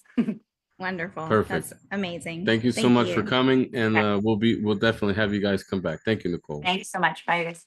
No problem. Now we're going into the state-to-state intel round. So those that are watching the live stream, every week we have a guest speaker, and we're going to cover topics, right? We cover the pandemics. We cover, the election fraud that happens. We have Dr. Douglas Frank. He's one of our leaders in our organization when it relates to election integrity. So I'm going to pull up panel members here for the intel round. We'll go state to state. We're going to give you guys an example exactly of what is required in the intel round. We're going to call Ron Nevada, and he only gets his top 8 topics. Go ahead, Ron. Thank you. All right. Well, the hot button topics here is data centers, and it is blowing up as far as data centers. There's a moratorium on a data center that's proposed in Reno, Nevada, and it's blowing up on the internet. People are really raising their voices against it. And so I hope something good comes out of all this. And then other things that are happening, the U.S. Attorney's Office in Nevada to enforce federal voting laws ahead of the 2026 election. And what they mean by that is that they're going to prosecute people that are voting when they receive these mail-in ballots and they're not legally allowed to vote. it's your responsibility to know if you are legally allowed to vote. And so they're going to monitor, and if they find people that aren't legally able to vote, they're going to go after them if they vote. Lake Mead's outlook just went from bad to historically bad. We are in a drought. Lake Mead is drying up, and that's a terrible situation. 3 Republicans are vying for the chance to compete against the 4th Congressional District incumbent, U.S. Representative Stephen Horsfeld, in a midterm election. Horsfeld is a liberal Democrat, and hopefully these Republicans can beat him. EPA moves to rescind clean water protection, draws outrage. Here in Nevada, it was put out. That's a terrible thing. Hegseth mulls the benefits to fix for veterans exposed to radiation at A-bomb test site. That's good. Bipartisan bill would eliminate taxes on RV loan interest. And I think that's here in Nevada. They're proposing that. And Nevada places 22nd in total selective sales and gross receipts tax revenue among U.S. states in 2024. Well, I guess they just got the information. And Southwest bans robots after humanoid flight. And Southwest was putting these little robots on a plane, but then they decided because they have big lithium batteries that could explode that they're going to keep the robots off the planes. And Las Vegas School District sued for allegedly expelling a student for pro-ICE signs they deemed racist. So that school district is getting sued. Nevada Secretary of State launches a youth vote survey, which is very smart of this Democrat to do that because they're prepping the younger generation by doing that. And the super rich flock to Nevada hideout after California exodus. So a lot of the rich people are going to Tahoe and all the really nice places, and they're coming out of California. Yeah. All right. That's all I got. Thank you so much for that, Ron. So that's a good example of how we get updates of what's going on in the state. Billy, I don't know if you're in your regular state or you're in Florida right now. So Billy, you're usually in Louisiana, right? No, I live in now. I'm in Miramar Beach. I don't even like to get in my car to move from where I am, and I have a home in Alabama, which I never go to. Alabama, my bad. Yeah. So what's your update? You're working on some freedom activities. What can you tell us in the 3-minute segment? In a 3-minute segment, that is a challenge, and I will just tell you, I'm gonna hit you up with some stuff, and you're not gonna be able to understand it. Okay, in 1938, the United States Supreme Court assumed inherent power to steal the law by passing the Federal Rules of Civil Procedure, which were void ab initio the moment they did it, which constituted the instigation of the Triple Crown coup, which merged the executive, legislative, and judicial powers of government into one thing, which stole it from the people. So at this point, what's exactly happening is that a trust, God's Kingdom Stewards Trust for his victims of systemic corruption in the American legal system, is currently in the process of filing involuntary bankruptcies against 50 bar associations, 50 states, the American Bar Association, the Department of Justice, all municipalities, all county corporations, all state corporations, sheriffs, 50 GOP deals in each state, 50 Dems in each state. The notice of bankruptcy will go just to all of them. It'll be one fucking page, y'all. All the people, they have to go through a firewall audit to determine when was the first time they breached their oath if they are an individual who serves in the Congress, wherever. If they breach their oath, the date they breached their oath, let's give an example. I love this example. Nancy Pelosi, 40 years ago. She breached her oath probably 40 years ago. She owes back everything that she's taken in fraud in the form of restitution because it's a crime. Every tax that's been done that's unlawful, they owe it all back. Every bond, every fine, every filing fee, every judicial order that has been written by every federal or state judge is void because they don't have the power to write an order. There's every executive enactment, every time they signed a bill that was non-positive law, that was treason. Legislative enactment, same thing. Every time they voted for something that was non-positive law, that was treason. And incarcerations in this country, this is the most important one. Victimless crimes in this country constitute false arrests, imprisonment, and kidnapping. They're all coming out. I think that's I got that done in about a minute. That's what's going on over here, and it doesn't have anything to do with Alabama. It doesn't have anything to do with Florida. It has something to do with everywhere.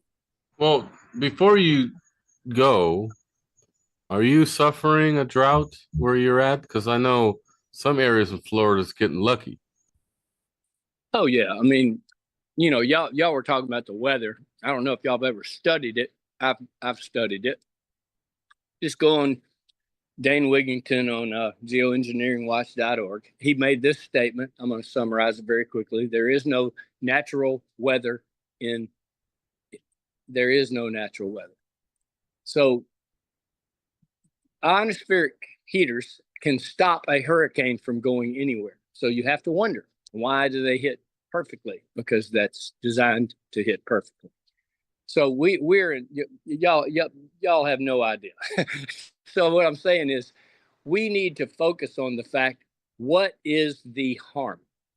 We were talking earlier about these things are coming out of the air and we're breathing this and we need legislation. No, we don't need legislation. We just need to identify the company who is putting the stuff in the plane, that's coming out of the plane, and put them in involuntary bankruptcy. That is the solution to everything, because then they have to be able to explain why they have done it. Wow. Thank you. That's amazing. Thank you, Billy, for sharing. You're always a wealth of knowledge, and we really like it. So God works with me, y'all, and every day, and I spend time listening to him like 10 hours 24 hours a day. But anyway, so y'all, it's unlimited here. I'm ripping it. I'm a 71-year-old dude that's kicking ass. So appreciate y'all letting me talk. I couldn't think of what to say, but that's what I said. So there you go. Well, it was amazing. Thank you, Billy. So we're going to jump around a little bit in the East Coast here. We're going to go to Florida, then Pennsylvania. So Rosemarie, it looks like Byron Donalds is going to be the GOP leader. He's got a huge lead in the polls. And quite frankly, everyone is tied for last that's behind him. Go ahead. What's going on in Florida? Thank you. Well, with regard to Byron Donalds, I have a list of all of the his background, all the negatives, and his arrests, his wife, the money they're putting into her organization. Annie sent me a whole list today, Annie Delgado, which I will forward to you. And it is unbelievable. What I have understood is that the Democrats know about his, his background, and they have kept everything undercover. The thing they want to do is let him win the primary. and then they will go after him. The plan game is to get their candidate in and discredit Donald's during the campaign. That's what their game plan is. If I could respond to this, Rosemarie, okay. You may agree that Florida is the most conservative state in the union when it relates to numbers. Okay. We have millions of people that vote in Florida. So would it be safe to say also, secondly, that Donald Trump controls the Republican movement? This past Tuesday was pretty clear to me. Every candidate that he endorsed made it to the finish line. Trump endorsed and will continue to endorse Byron Donalds. You want to know why? Byron Donalds is, one of Trump's, guys. He's always been by his side, and Trump's all about loyalty. That's why Massey's gone. That's why soon the Colorado Congresswoman Lauren Boebert, she'll be primaried. He's controlling what happens. So, no matter what they report, if Trump's behind Donald's, he's gonna take it. I understand that, but if some of this comes out, who knows? I mean, there have been some candidates that Trump endorsed in the past that have not won. So we'll have to, let this play out, because if Sure. But you're forgetting this is MAGA. This is the MAGA state in the union. It's Florida. It's going to be really tough for his, his endorsement to not be looked. But anyway, what else is going on in Florida besides the gubernatorial race? The Democrat Earl Ford, an Army veteran and attorney who raised more than $500,000 to unseat GOP Rep. Anna Paulina Luna of Pinellas County, announced Thursday that he's exiting the race and running to be the state's chief financial officer instead, because the move comes after the redistricting, I believe, the congressional map. Also, in one of our HOAs in Port St. Lucie, the Florida Attorney General James Uthermeyer is warning a Port St. Lucie Homeowners Association that its ban on firearms in common areas violates state law and could trigger legal action. The HOAs are overreaching, and this is one area where they are overreaching. Way overreaching. They are. Big time. It's awful. And this is why we were trying to fight and get that bill through last year to have these changes. I don't know if we can. I know that Rena would sign the bill, to push the bill on HOAs.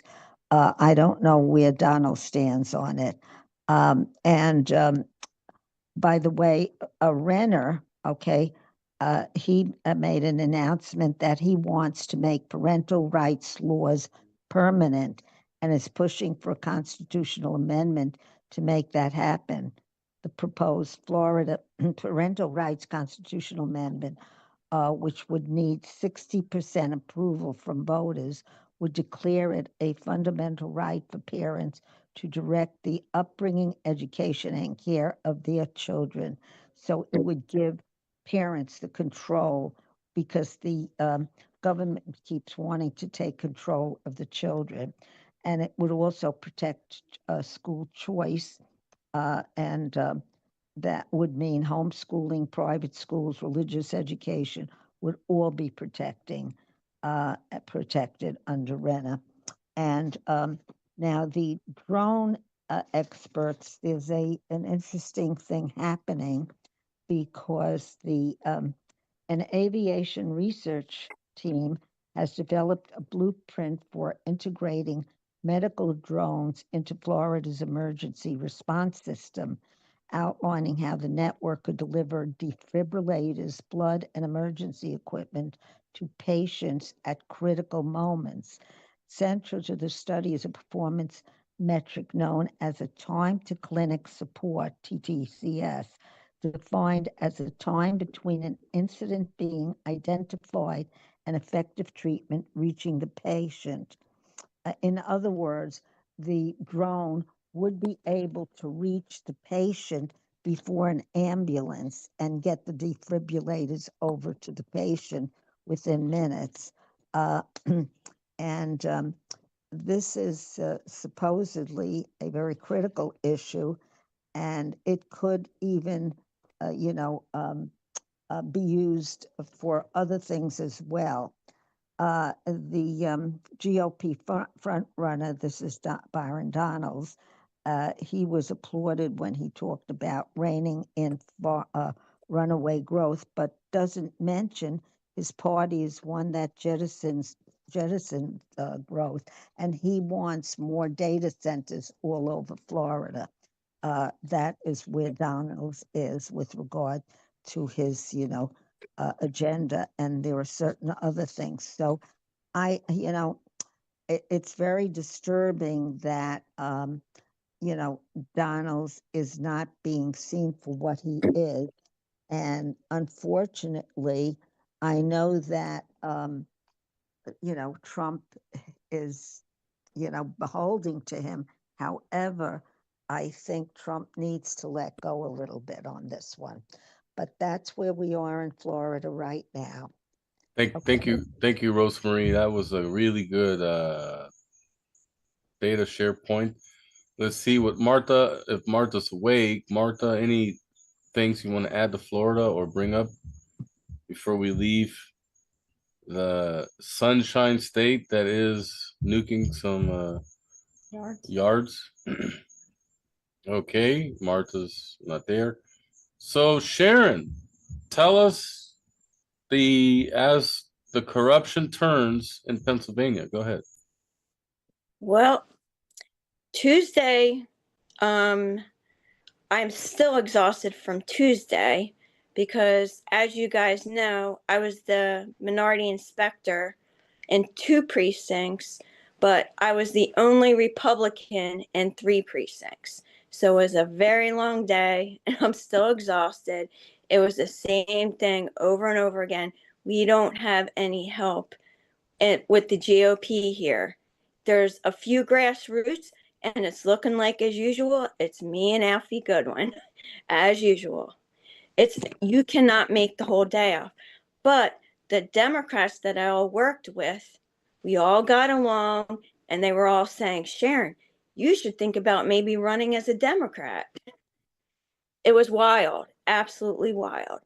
And besides the election, there's quite a few. The weather was crazy the last 2 days. It was 95, then it went to 65, and that's great that you had those guys on.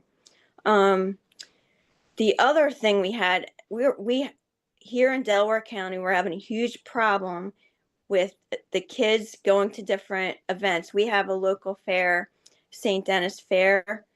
I was literally there getting a hot sausage and fries after work.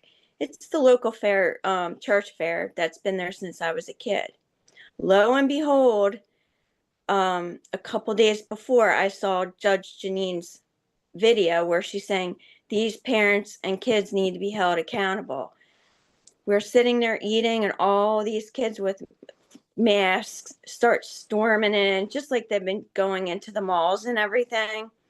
And they had to close the fair at 9:15 because of this, and bring in several police departments from different towns to get all the kids out and keep like the parents and the families safe. So I agree. I saw another video with Judge Janine this morning, and I totally agree. Something needs to happen to these parents, because there was not one parent there. It was, and the girls were 11, 12 years old, and they were wearing clothes that were inappropriate. And this was a church family fair. And I was really ticked off. And that was before the election. And the other thing is, the the November election is going to be very interesting because Shapiro is going to be versus Shapiro. It looks like Stacey Garrity is in and Trump is supporting her, and it's going to be against Shapiro. So, you know, Shapiro is probably going to get it as usual because all the Democrats do where I am, unless something happens and Trump steps in. Oh, there were so many things this week.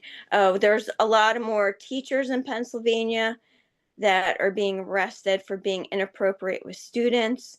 And there's also a lot of illegals being arrested in Pennsylvania, all over Pennsylvania. And oh boy, oh, the one positive thing I do have to say in Pennsylvania, there's a few fathers, one in particular I've been talking to for the last 5 years. He started getting involved in the schools in Lower Marion, which is like a town over from me. So I said more fathers need to start getting involved, going to the meetings. He was like, "Oh, what's that going to do?" I said, "It's going to make a huge difference." And now this whole group of parents are going to get rid of the iPads from Lower Marion schools because they don't want them, because now they're realizing what's going on with TikTok and the kids on their phones and the iPads, and they're going to bring back cursive handwriting. And it's a fight against the school board and the parents right there right now, which is very interesting. And I think the parents are going to win this one. So I'll keep you guys updated with that. Yeah. Thank you for Yeah, that, definitely. Sharon. Thank you. We're going to go now to the middle of the country, sort of. We're calling Frank, and hopefully we talk about what's going on in his state. 3 minutes. Go ahead.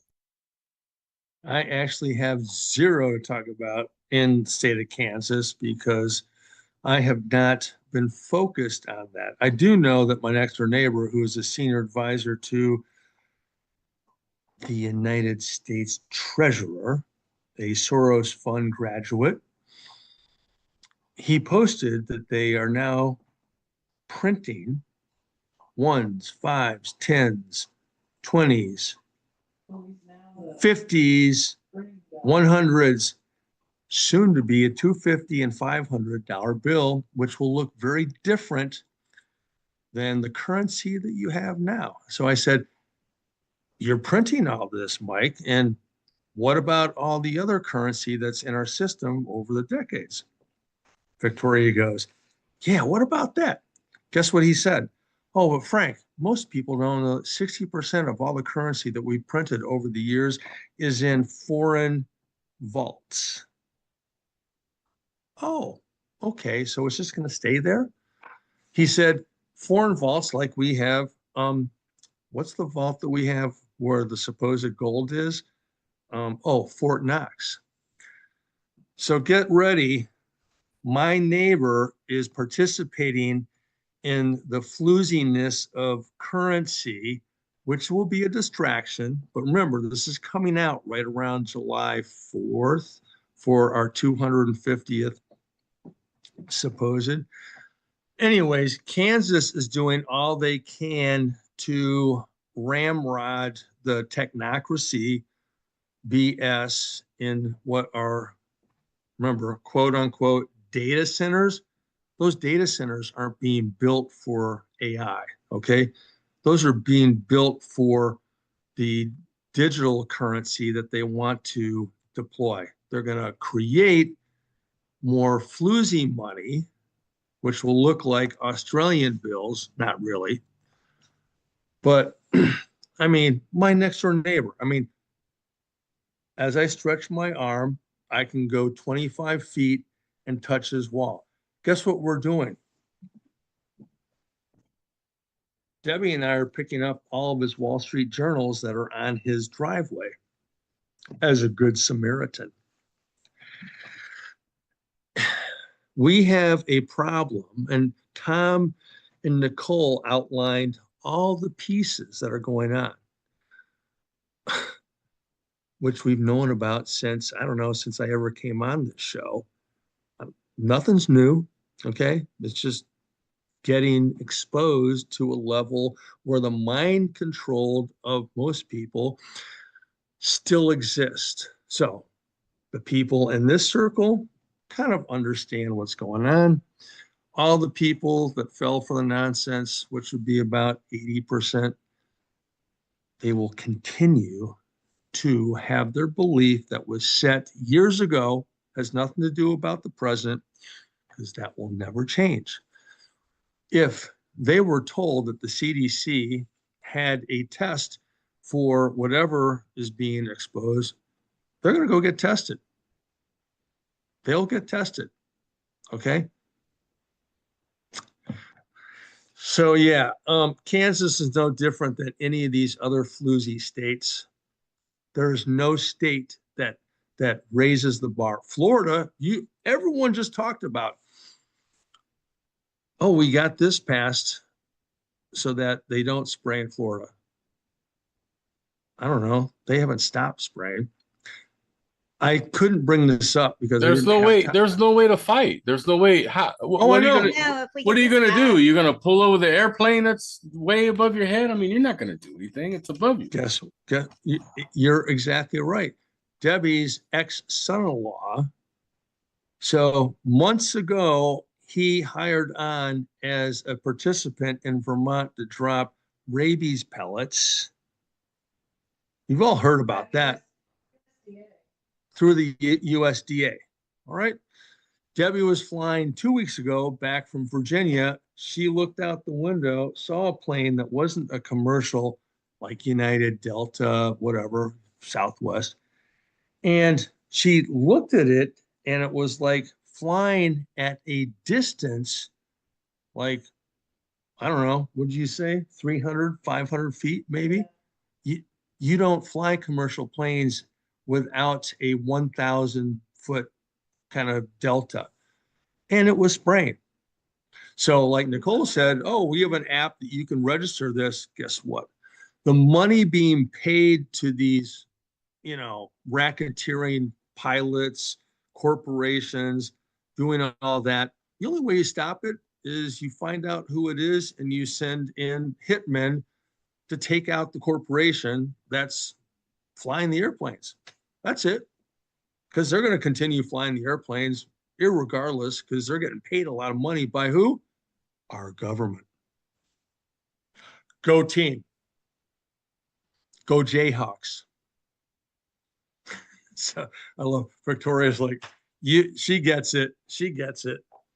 Yeah. So as much, hey, as Tom said tonight, okay, put the sand in the gears. Yeah, I definitely put the sand in the gears. Okay. And you're going to hate me for this. In the midterms, you know who I'm voting for? No one. See? No one. See, this is why my theories. Well, anyway, we're going to talk about that in the intel round. Thank you, Frank, for the updates. Right. And before you go, there's a $250 bill and a $500 bill coming. Yeah. Coming. Yeah, I was told that 6 months ago. That's cool.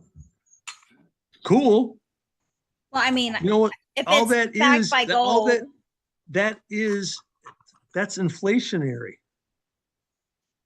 100%. I told them as a joke, well, you know what? I carry a lot of hundreds around and 20s. That will at least like soften, the thickness of my wallet. I was just joking. Well, yeah. Monopoly did come out with a new version that properties are in the millions instead of just $200. So, oh yeah. Hey, look, the data centers are the canary in the coal mine.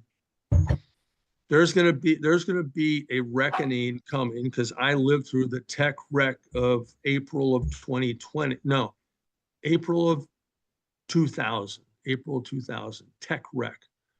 Okay. We propped up 9 companies. So just so everyone's clear, Trump is propping up the equity market so he looks good going into the midterms. All bets are off after that. Oh, I know, Victoria, I'm sorry to let that out. Wow. Well, thanks. Yeah. Thanks for that, Frank. All right. Let's see. I always appreciate that info. Let's see what Kat's going to say about Connecticut real fast, or Amanda in Ohio. 5. Go ahead, Kat. Thank you. Oh, not too much has happened this week. We've had, I told you about the candidate who was stealing money.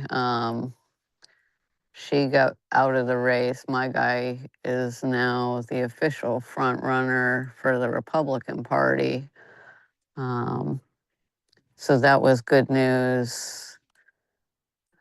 And trying to think what else has happened. We had a major ICE bust here. One of the most wanted was caught here in the state. So go ICE. But not too much else this week. Thank you, Kat.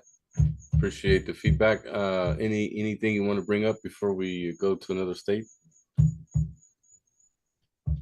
Yeah, I'm just kind of sitting back and watching what's happening. I saw Massey get voted out. I know a lot of people are up in arms here about that. Yeah, we're going to discuss that. Some people believe he was a freedom fighter, but he was blocking a lot of stuff we were trying to get past too. So, it depends on what side of the street you're going to really be on. Do we really want to make changes in America, or we're going to just talk this big game and fish for the Epstein files and try to look like you're trying to be transparent? We lost a lot of voting opportunities for us to make some changes, and that's what we vote these clowns in to make changes to the screwed up government that we have. Not to talk about making changes, but anyway, thank you, Kat, for that. I tried to ping Amanda, so let's see what Becky Texas got to say. Let's go in the Central Time Zone. Becky, go ahead. I'm sure you got a lot of data, and good job. We got Ken Paxton to finally get Trump's endorsement, because trust me, Corin, he's nothing but a rhino. Yeah, big time rhino. And his commercials, oh my goodness. He acts like he has Trump. He had Trump's endorsement, but he never did. And he was the one of the guys that held up passing of the Save Act. That's right. So anyway, yeah, Trump was maybe a day or two late as far as our early voting goes, because we started Monday and we go through tomorrow, and then of course our voter day is Tuesday next week, day after Memorial Day. So it'll be interesting. And I don't know why Trump finally came out and endorsed Paxton. Maybe because Cornyn maybe was getting an edge. I don't know, but I'm glad he did. We have the other important race is Middleton and Chip Roy. Chip Roy came out slamming Middleton, saying that he was a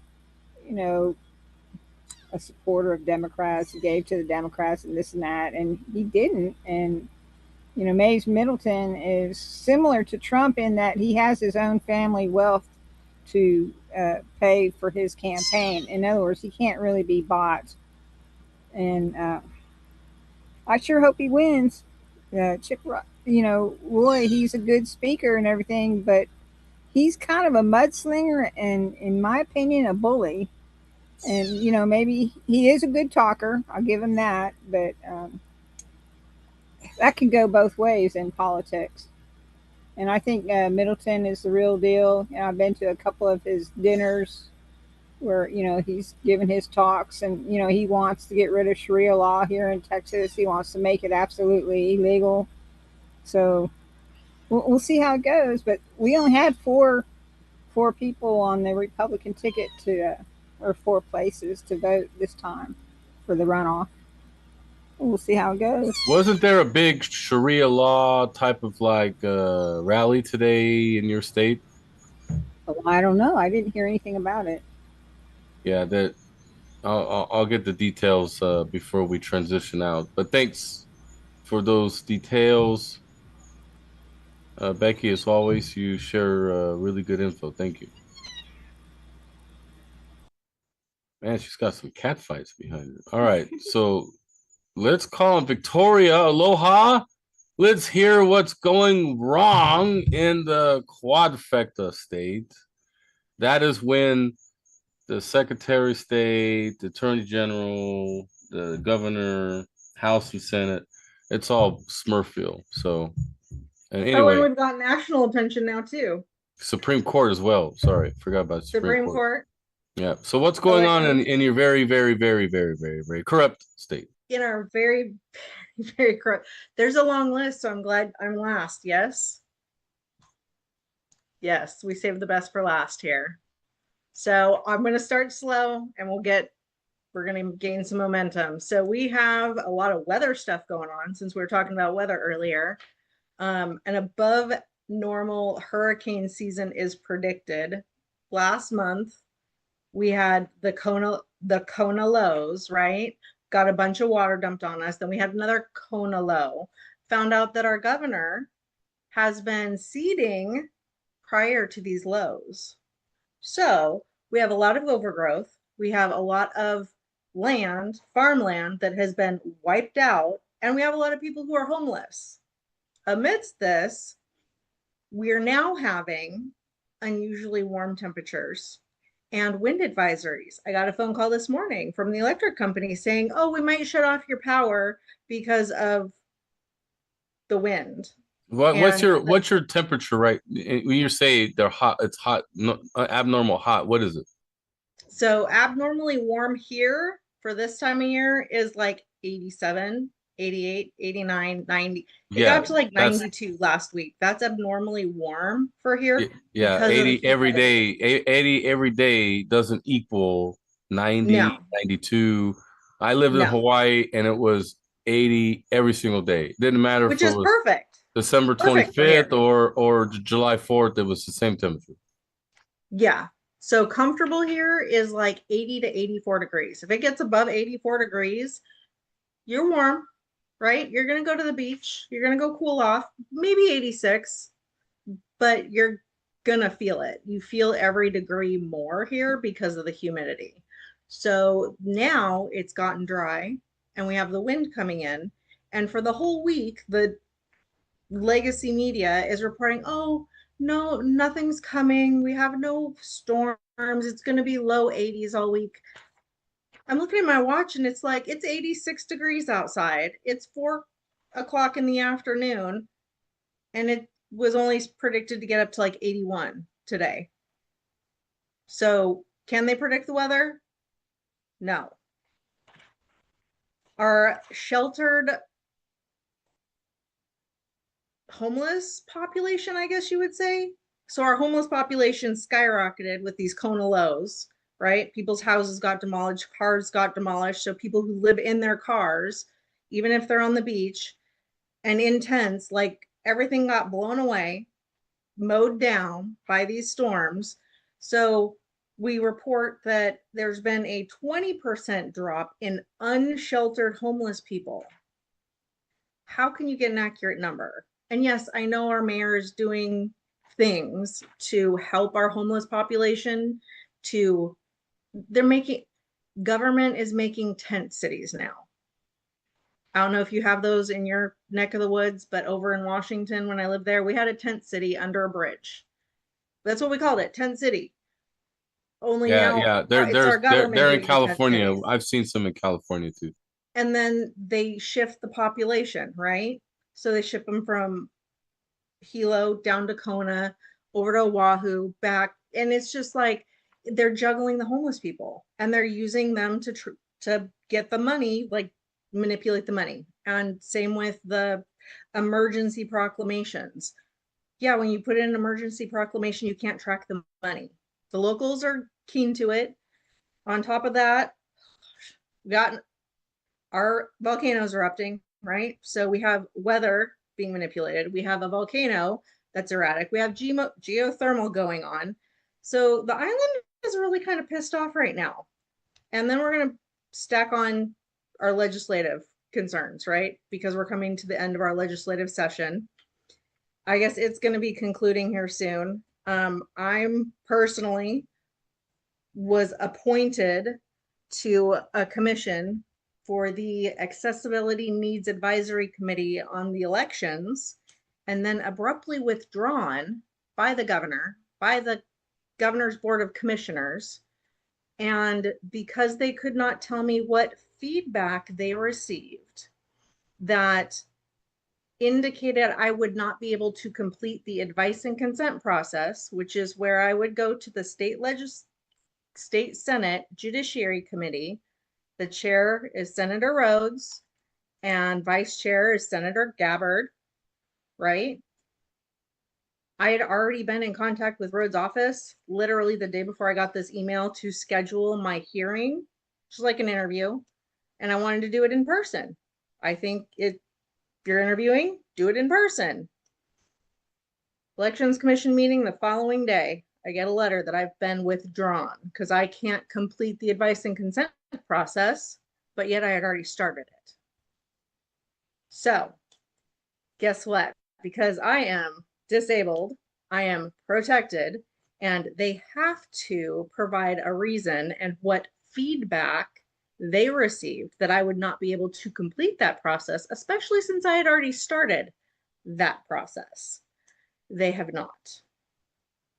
So guess what? They are now being investigated by the Ombudsman and the Ethics Commission. And you know, nothing else is going on in the United States. Look at Hawaii. It is coming down. It is really coming down here. Beginning of the month, Elections Commission meeting, stage a protest, staged Wonder Woman showing up at our protest, in-person testimony at the Office of Elections, flew from Big Island to Oahu for this protest, for in-person, and I have applied for the Chief Elections Officer position twice. I have made it attention to each one of the elections commissioners. Oh my gosh, I forgot to get Ralph on the call. Shoot, my bad. Supposed to get Ralph on here tonight for an update also. Guess I'm covering that bit. Was applying in person also and doing testimony in person, and this was the 6th. They called the police. We had police oversight. They showed up, actually recognized the officer from Hawaii election or Hawaii Police Commission meeting from October.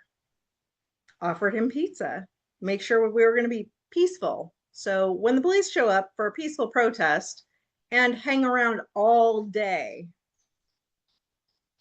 we're not doing anything. We're there. We have signs. We have Wonder Woman outside showing signs. It's in a dirt alley. Like, it's not even like our Capitol building. It's not even that nice. It's like a little, you'd think it'd be a warehouse that they'd be shipping stuff in and out of. It's inconspicuous. There's not a lot of traffic. The people we had show up were minimal, but evidently that was enough to get them to call the police on us.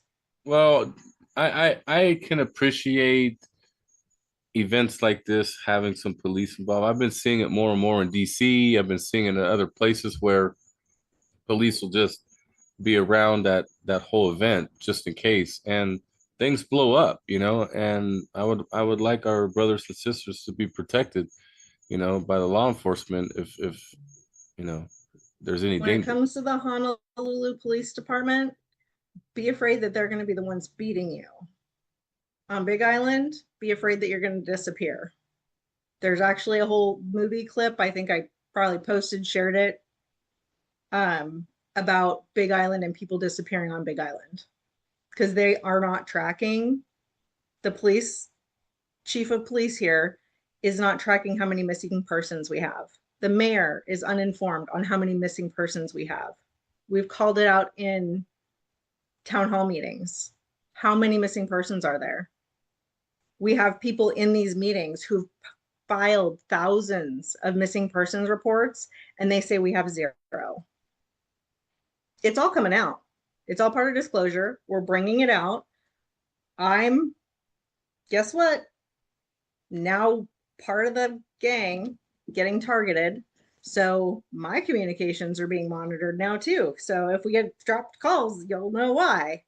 Have to go roundabout and kind of watch my back now. It's sad that it has to be so bad. It is sad that people are not more pissed off. Hawaii needs to get pissed off. They need to show up. And with our elections, 19,000 ballots. We are supposed to count the 19,000 ballots. We have been pushing this for almost 2 years now. November, it'll be 2 years solid. They've already had an affirmative. Yes, you can hand count the ballots.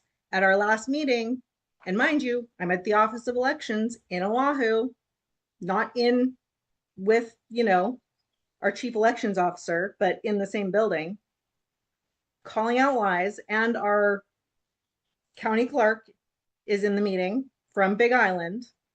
And then here I am outside, flashing signs, showing up, applying in person, finding out that our chair, Michael Curtis, is the one not distributing my application, which I have made attention to each one of the commissioners. He's not giving it. He is withholding my testimony. He is in violation of HRS statutes. He's in violation of Hawaii administrative law and sunshine law. And as of in 7 days, they're going to be under investigation by the ombudsman too, pending legal litigation, which I'm getting help with because little old me can't do all this by myself. But yes, they're getting sued. The governor is getting sued. The governor's board of commissioners is getting sued. It's coming down, and it's getting intense because we're coming up on our 2026 voting, right? And just being at the Office of Elections and knowing people who are running, it is not Democratic, it is not Republican. It is independent. It is you vote for the person who aligns with your values and your goals. So we had the Hawaii Republican Convention on the 16th, and I will have to apologize for me missing a couple of meetings previously because when I had gone to Oahu to get a treatment, a medical treatment, the stuff that they pump us with to help with my migraines, I actually had a violent reaction, which I have not had before, to this treatment. I almost went to the emergency room on Oahu. Instead, I flew back to Kona because I had people who knew herbal ways to get Botox out of my system. Literally had hives, rashes traveling across my body. And this is the same week we're doing the protest and in person. It's been a little crazy, just saying. Sorry if I've been MIA, but there's been a lot going on. Weekend following, Hawaii State Republican Convention in Oahu, most densely populated, right? 2025, we had over 325 people show up in Kauai, furthest island, most expensive island to travel to go to a convention. It was a 2-day convention. They have less than a 1-day convention, right? So people can fly in the morning, they can fly out at night. They had 125 people show up. The entire Hawaii state, most densely populated island, only had 125 people show up. They're controlling the narrative now. They're getting who they want in, and literally been privy to some of these meetings, It sounds like a bunch of bobbleheads and word salad. Like, if you're still part of the HRP, you're either a rat, you're a rhino, or you're a plant. But everybody's doing this, and it doesn't make any of this. So the state chair of the Hawaii Republican Party also got served with a lawsuit while she was there. So there's a lot of corruption going on, and Elections Commission, they're refusing to let us count. So they're trying to run out the clock. We have tons of people. We have 14 just as of now, because June 2nd is when we have the cutoff for people putting in for pulling papers. And from what Coconut Wireless is telling me, a lot of people are going to do a lot of last minute pulling papers last minute, putting in their contracts, all their signatures and everything that they need to at the last minute, because we're tired of it. Everybody is legit tired of it. So we're going to storm them. We're storming the castle. We're going to storm the castle. But as of right now, we have 14 people running for governor when we checked papers, last week? And we still have until June 2nd to get the rest.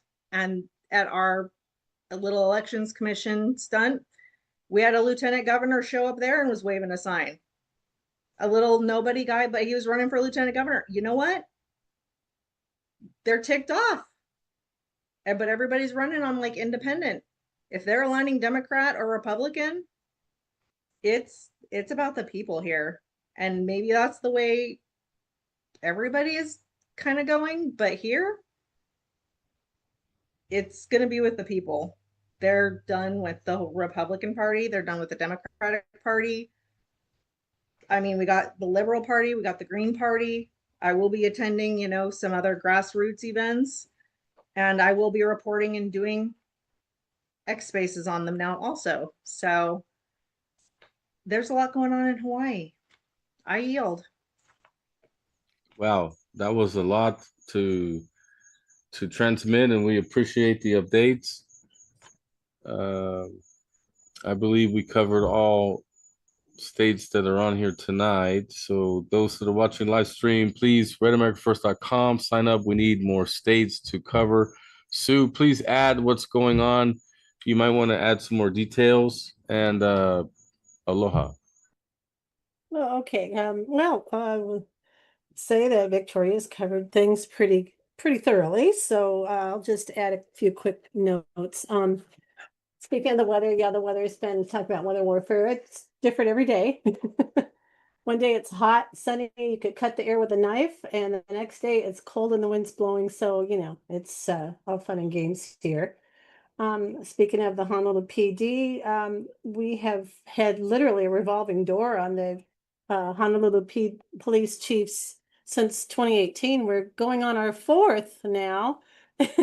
So, but they still have to vet him, someone out of San Francisco. So they're really trying to keep the blue state police chiefs is shuffling around the board, which is not going to improve our standing in any situation. So yeah, lots to look at there for sure. Lots. On a good note, Meg Gaso's campaign is doing well. He's spoken publicly at a couple of events, and he's doing such a great job speaking with clarity. He doesn't sound like any other candidate there, which is wonderful. It's heavenly, because it is going to help wake people up, because he's giving truths that none of the other candidates are even dare to say anything, because their overlords would come down on them. And so he's shaking the foundations, which is exactly what we want him to do. And I'm just super proud of him. And so he's going to keep that momentum going. And then I think just the last thing is, election committee. I think we've got,